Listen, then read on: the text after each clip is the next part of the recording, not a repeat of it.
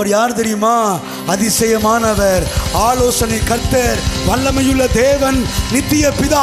அவர் சாதாரண ஆள் நினைச்சிடாத, அவர் சாதாரண மனுஷன் கிடையாது. அவர்தான் உன்னதமான தேவனுடைய குமாரன், அவர்தான் தேவாதி தேவன், அவர்தான் ராஜாதி ராஜா, அவர்தான் கர்த்தாதி கர்த்தர். மொத்தத்தில் சொல்ல போனா கடவுள் மனுஷனாக பிறந்திருக்கிறார், தேவன் மாம்சத்தில் வெளிப்பட்டிருக்கிறார்.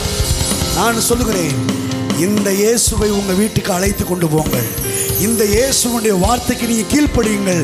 தண்ணீர் திராட்சரசமாய் மாறும், சாபத்தை ஆசீர்வாதமாய் மாற பண்ணுகிறவர், தீமைகளை நன்மையாக மாற பண்ணுகிறவர், துன்பங்களை இன்பமாக மாற பண்ணுகிறவர், சஞ்சலங்களை சந்தோஷமாக மாற பண்ணுகிறவர், கண்ணீரை ஆனந்த களிப்பாய் மாற பண்ணுகிறவர், மொத்தத்தில் அதிசயங்களை காண பண்ணுகிறவர். என்ன அவருக்கு பெயர்? அதிசயமானவர்.